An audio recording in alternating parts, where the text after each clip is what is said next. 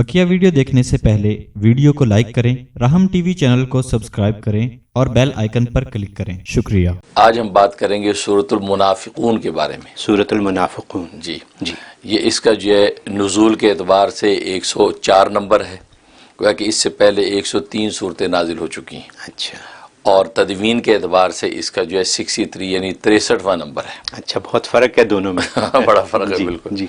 तो ये सूरत मुनाफिकून जो है, ये इसलिए इसका नाम मुनाफिकून है क्योंकि इसमें मुनाफिकीन का तज़किरा है। मुनाफिकीन के हवाले से एक वाक़या पेश आया, उसको जिक्र किया गया है और उसी पस मंज़र में ये सूरत नाजिल हुई है। अच्छा, और इसके अंदर जलील आज़म का जिक्र है। जलील आज़म, जलील आज़म बहुत बड़ा जलील, यानी वो रईसुल मुनाफिकीन अब्दुल्ला इब्ने उबई इब्ने सुलूल, जी, ये रईसुल मुनाफिकीन या मुनाफिकों का सरदार, जी, बड़ा बदबख्त और खबीसुल फितरत था। हर वक्त रसूलुल्लाह सल्लल्लाहु अलैहि वसल्लम को अजियत पहुँचाता, अहले इस्लाम के बारे में ऐसी बातें करता, लेकिन बना हुआ मुसलमान था, बज़ाहिर था मुनाफिक। जी, उसकी ज़िल्लत का तज़किरा इसके अंदर, इसलिए इसका उन्वान जो है जलील आज़म। हुआ ये कि कबीला था बनी मुस्तलिक, उनके बारे में हज़रत सल्लल्लाहु अलैहि वसल्लम को इत्तला मिली कि उसका जो सरदार है हारिस इब्ने अबी ज़िरार, वो जो है वो एक गिरोह जमा कर रहा है, फ़ौज जमा कर रहा है मदीने पे हमला करने के लिए। अच्छा, तो जब ये इत्तला हज़रत सल्लल्लाहु अलैहि वसल्लम को मिली तो आपने एक सहाबी बुरैदा असलमी रज़ी अल्लाह तआला को भेजा कि मालूमात लेके आओ। जब जाकर उन्होंने मालूमात ली, कहा जी खबर बिल्कुल सही है, वो हारिस इब्ने अबी ज़िरार जो तैयारी बांध रहा है मदीने पे हमले की।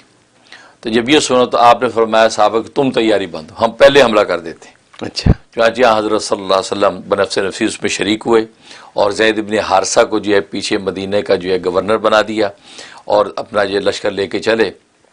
30 जो है वो घोड़े थे जिनके ऊपर जो है वो 20 जो है वो मुहाजिरीन और 10 अंसार।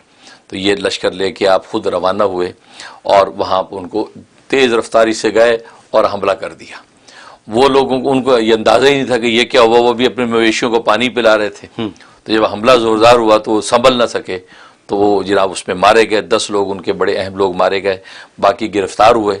और माल गनीमत में तकरीबन जो है वो 2000 ऊँट और 5000 बकरियां माल गनीमत में आईं और 200 घराने जो गिरफ्तार हुए। अच्छा, इस गज़वे में मुनाफिकों का एक बहुत बड़ा गिरोह भी तैयार हो गया जो आज तक किसी गज़वे में नहीं गया था। अच्छा, इस गज़वे में इस नीयत से गया कि इसमें जो है बहुत माल गनीमत मिलने का इम्कान है। अच्छा, लिहाजा वो शरीक हो गया, माल गनीमत मिलेगा। और वाकई वही हुआ कि माल गनीमत खूब हाथ आया। उन मुनाफिकों का जो सरदार था वो अब्दुल्ला इब्ने उबई इब्ने सुलूल है, तो ये भी साथ गए थे। हज़रत सल्लल्लाहु अलैहि वसल्लम ने जब ये फतह हासिल कर ली तो फिर कुछ दिन वहीं ठहर गए। तो वहाँ एक जो कुआं था मुरैसी, तो मुरैसी के नाम से कुआं, उसके करीब आपने पड़ाव डाला और वहाँ चंद दिन ठहरे।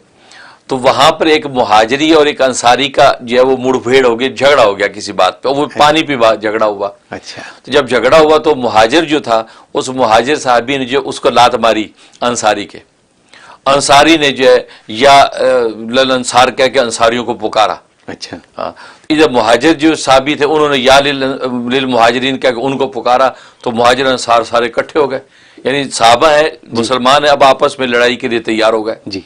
अब ये आवाज़ें हज़रत सल्लल्लाहु अलैहि वसल्लम ने अपने खेमे में सुनी तो आपने फरमाया कि ये बदबूदार ये आवाज़ कहाँ से आई। बाहर निकले, कहा जी ये बात हो रही है।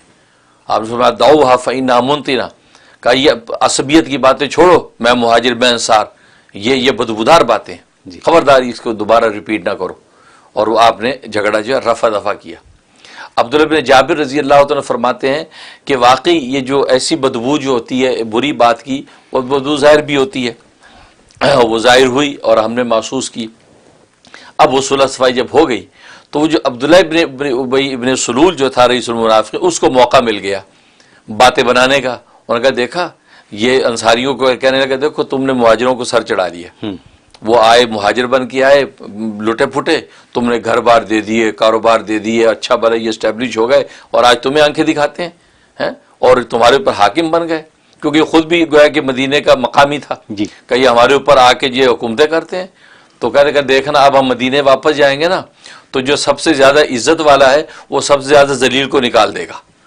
ये कुरान की आयत में भी अल्फाज मौजूद हैं। अच्छा। इससे मुराद उसे अपने आप को इज्जत वाला कहा और रसूलुल्लाह सल्लल्लाहु अलैहि वसल्लम को जलील कहा। اچھا کہ عزت والا ذلت والے کو نکال دے گا، جائیں گے ان کا بھی ہم دو دو ہاتھ کرتے ہیں. یہ بات کی. یہ بات جو ہے زید بن ارقم ایک صحابی ہیں، وہ سن رہے تھے. جی انہوں نے جا کے رسول اللہ صلی اللہ علیہ وسلم کو شکایت کی کہ وہ نالائق نے یہ بات کی ہے. جی فرمایا اچھا آپ نے عبداللہ ابن ابی ابن سلول کو بلایا، کیا تم نے یہ بات کی ہے؟ کہا نہیں. وہ قسم کھا گیا، نہیں جی میں تو کی، صاف جواب دے دیا. اچھا حضرت صلی اللہ علیہ وسلم نے سمجھا کہ یہ زید ابن ارقم کو کوئی غلط فہمی ہو گئی ہے، تو اس نے نہیں کہا ہوگا کہ وہ اتنا صاف صاف جھوٹ کیسے بول دیا اس نے. آپ نے کہا چلو چلو رفع دفع. اب اس کا زید ابن ارقم کو بڑا صدمہ، کیونکہ وہ مخلص صحابی تھے، بالکل. اور میں جھوٹا پڑ گیا رسول اللہ کے سامنے، اور اس ظالمی نے صاف چٹا انکار کر دیا. اب ان کو بڑا دل پہ بوجھ. اب وہاں سے جب واپس مدینہ کی طرف یہ لشکر واپس لوٹا ہے تو مدینہ سے پہلے پہلے یہ صورت نازل ہو گئی، اور اس کے اندر حقائق اللہ نے کھول دیے کہ گویا کہ وہ زید ابن ارقم صحابی ٹھیک کہہ رہا ہے اور یہ بدبخت جھوٹا ہے، اور اسے یہ بات کہی ہے. جی جو الفاظ کہتے وہ ساری آیات اتر آئیں کہ اس نے یہ بات کہی. اب نبی کریم صلی اللہ علیہ وسلم نے اس کو بلایا، پکڑا کہ یہ تم نے کیا حرکت کی. اس سے پہلے یہ ہو کہ جب اس نے یہ بات کہی تھی اس کا بیٹا بھی پاس کھڑا تھا. اس کے بیٹے کا نام بھی عبداللہ ہے، لیکن وہ مخلص صحابی ہے، اچھا بڑا شیدائی مسلمان تھا. اسے جب یہ بات سنی اس سے باپ کا گریبان پکڑ لیا. کہا کہ ابا جب تک تو یہ نہیں کہے گا کہ میں ہی ذلیل ہوں، رسول اللہ نہیں ہے، میں ہی ذلیل ہوں، تو میں تمہیں چھوڑوں گا نہیں. یہ بات کہی. اب اس پر یہ ہوا کہ وہ جب تک اس نے کہا نہیں اپنے آپ کو ذلیل، اس وقت تک بیٹے نے چھوڑا نہیں. اس نے اپنے آپ کو کہا نہیں میں ذلیل ہوں، رسول اللہ تو عزیز ہے، میں ذلیل ہوں. یہ کہا تو پھر وہ واپس مدینہ لوٹے. ادھر نبی کریم صلی اللہ علیہ وسلم نے بلایا کہ یہ تم نے بات کہی. یہ بات حضرت عمر رضی اللہ عنہ کو پتہ چلا تو آپ نے کہا اللہ کے رسول اجازت دیجیے اس منافقی گردن میں اڑاتا ہوں. جی ہاں تو آپ نے فرمایا کہ نہیں نہیں ایسا نہیں کرو، اس لیے کہ بظاہر جو ہے یہ مسلمان بنا ہوا ہے، جی اندر سے منافق ہے. اگر میں اس کو قتل کیا تو لوگ یہ کہیں گے کہ محمد صلی اللہ علیہ وسلم یہ اپنے آدمیوں کو قتل کرتا ہے. اب حقیقت حال کو دیکھے گا نہیں تو ہم پر یہ تہمت لگی کہ اس لیے چھوڑ دو، اس کو قتل نہیں کرو. یہ بات ہوئی. ادھر ان کے بیٹے عبداللہ کو خبر ہوئی کہ رسول اللہ صلی اللہ علیہ وسلم کو میرے باپ کے بارے میں مشاورت چل رہی، تو جلدی سے آ گیا آپ کی محفل میں. کہا کہ یا رسول اللہ صلی اللہ علیہ وسلم میں نے سنا کہ آپ جو میرے ابا کے بارے میں کوئی فیصلہ کرنے والے ہیں کہ اس کا سر اڑانا ہے، قتل کرنا ہے، تو مجھے آپ اجازت دیجیے میں خود ہی اس کا سر کاٹ کے آپ کے سامنے پیش کر دیتا ہوں. آپ کسی کو نہ بھیجے قتل کرنے، میں قتل کر کے اس کو کا سر دے دیتا ہوں آپ کے سامنے، اس لیے کہ کوئی دوسرا جائے گا قتل کرنے تو میں وہ باپ کی محبت اور جوش میں کہیں اس کو نہ قتل کر دوں مقابلے میں. وہ ایک فطری چیز ہے. اب میں قتل اس کو کر بیٹھوں گا، وہ مخلص مسلمان ہوگا تو میرے ہاتھ سے کوئی مسلمان قتل ہو جائے گا، تو میں یہ بھی نہیں چاہتا. اب مجھے اجازت دی میں اپنے باپ جو منافق اس کی گردن خود ہی کاٹتا ہوں. کیا بات ہے. آپ فرمایا کہ نہیں تمہارا باپ ہے، باپ کو قتل کرنے کی اجازت نہیں، تمہیں میں اجازت نہیں دوں گا. اس کے ساتھ نرم سلوک رکھو، اس سے سلوک رکھو، وہ خود ہی اپنے مہلت اور انجام کو پہنچے گا. آپ نے منع فرما دیا، اور اسی طریقے سے اس کی جو ہے اس کو آپ نے جو ہے رفع دفع کیا اور کوئی سزا جاری نہیں کی. لیکن اللہ تبارک و تعالی قرآن کی میں اس حقیقت کو واضح کر دیا کہ یہی خود ذلیل اعظم ہے کہ جس نے یہ الفاظ کہے اور پھر کس طریقے سے اللہ تبارک و تعالی نے دنیا میں اس کو رسوا کیا، اور آخرت کے اندر اس کی پکڑ جو ہے وہ ایک الگ ہے، مستقل جو ہے آخرت میں اس پر عذاب نازل ہوگا. تو یہ حقیقت اس کے اندر بیان کی گئی سو منافقون میں، کیونکہ منافقوں کا تذکرہ تھا. یہ اور یہاں تک کہ جو بیٹا ہے وہ اپنے باپ کے خلاف ہو گیا رسول پاک کی محبت میں. بالکل بالکل، یعنی جسمانی رشتے ایک طرف رہ گئے، ایمانی رشتے آگے آگے. یہ کمال ہے. اور جو صحابی جن کے دل پہ بوجھ رہا اللہ نے ان کو سچائی ان کی بالکل ظاہر. بس یہ اللہ تعالیٰ کی حکمت ہے.